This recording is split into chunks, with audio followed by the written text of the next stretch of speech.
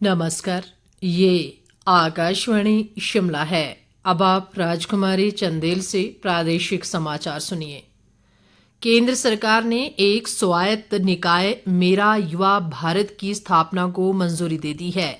इसका प्राथमिक उद्देश्य युवाओं के विकास के लिए एक सरकारी मंच तैयार करना है। नई दिल्ली में मंत्रिमंडल की बैठक के बाद सूचना और प्रसारण मंत्री अनुराग सिंह ठाकुर ने कहा कि देश में लगभग 40 करोड़ युवा हैं जो 15 से 29 वर्ष के आयु वर्ग के हैं। उन्होंने कहा कि ये युवाओं के विकास के लिए प्रौद्योगिकी सक्षम तंत्र के रूप में काम करेगा।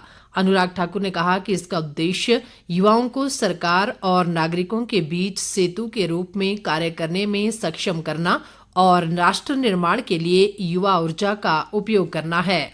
उन्होंने कहा कि इसे 31 अक्टूबर को लौह पुरुष सरदार वल्लभ भाई पटेल की जयंती के अवसर पर राष्ट्र को समर्पित किया जाएगा। मुख्यमंत्री सुखविंदर सिंह सुक्खू ने कल देर सायं शिमला में मादक द्रव्यों और स्वायत्त औषधि मना प्रभावी पदार्थों के अवैध व्यापार रोकथाम अधिनियम 1988 के लिए मानक संचालन प्रक्रिया जारी की। इस अवसर पर उन्होंने कहा कि एसओपी मादक पदार्थों की तस्करी और अवैध गतिविधियों से निपटने के लिए तैयार की गई है। इसमें आरोपी को हिरासत में लेने, हिरासत के आदेशों को निष्पादित करने और गैर कानूनी रूप से अर्जित संपत्तियों को जब्त करने की विस्तृत प्रक्रिया बताई गई है। मुख्यमंत्री ने कहा कि अवैध नशीले पदार्थों की तस्करी से समाज के लिए खतरा उत्पन्न होता है, जो हम सभी के लिए चिंता का विषय है। उन्होंने कहा कि इस खतरे से निपटना सरकार की सर्वोच्च प्राथमिकता है। इस संबंध में मार्गदर्शन करने के लिए एक सलाहकार बोर्ड भी स्थापित किया गया है। सुखविंदर सिंह सुक्खू ने कहा कि ड्रग तस्करों की गतिविधियों का राष्ट्रीय अर्थव्यवस्था पर विपरीत प्रभाव पड़ता है।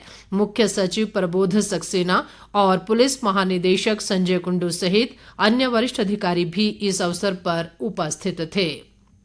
प्रदेश कांग्रेस अध्यक्ष व सांसद प्रतिभा सिंह ने कहा है कि भाजपा नेता महंगाई के मुद्दे पर लोगों को गुमराह करने का असफल प्रयास कर रहे हैं। शिमला से जारी एक बयान में उन्होंने कहा कि प्राकृतिक आपदा के चलते प्रदेश विकट आर्थिक स्थिति से गुजर रहा है और ऐसे समय में भी भाजपा नेता राजनीतिक लाभ के लिए झूठी बयानबाजी कर रहे हैं। प्रतिभा सिंह ने कहा कि देश में भाजपा सरकार की गलत नीतियों व निर्णयों से महंगाई और बेरोजगारी बढ़ी है। उन्होंने कहा कि आपदा के समय केंद्र की भाजपा सरकार हिमाचल के साथ भेदभाव कर रही है, जो बहुत ही दुर्भाग्यपूर्ण है। प्रतिभा सिंह ने भाजपा नेताओं को प्रदेश में राहत व पुनर्वास कार्यों में प्रदेश सरकार को सहयोग देने की सलाह दी है।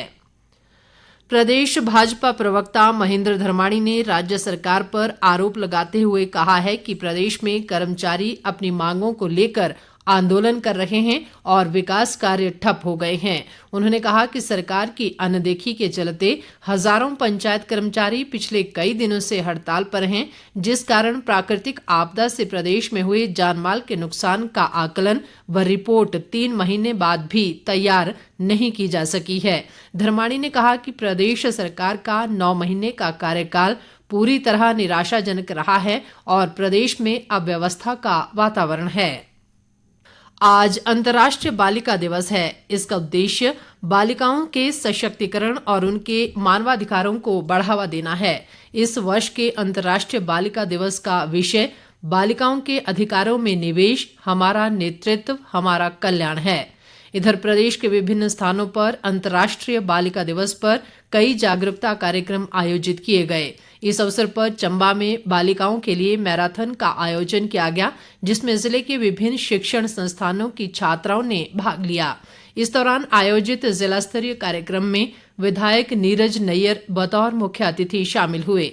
उन्होंने कहा कि महिलाओं की भूमिका बेहतर समाज के लिए बेहद महत्वपूर्ण है। नीरज नैयर ने कहा कि प्रदेश सरकार द्वारा महिला सशक्तिकरण की दिशा में कई कदम उठाए जा रहे हैं। बालिका दिवस पर हमीरपुर जिले के सुजानपुर विकासखंड के 123 आंगनवाड़ी केंद्रों में विशेष कार्यक्रमों का आयोजन किया गया। प्रदेश में आई प्राकृतिक आपदा के दृष्टिगत आज सोलन में आपदा रिस्क रिडक्शन पर एक जागरूकता कार्यशाला का आयोजन किया गया। इस कार्यशाला में जिले के विभागाध्यक्षों सहित संबंधित कार्य से जुड़े अधिकारियों व कर्मचारियों ने भाग लिया। इसके साथ ही ये समाचार बुलेटिन समाप्त हुआ। नमस्कार।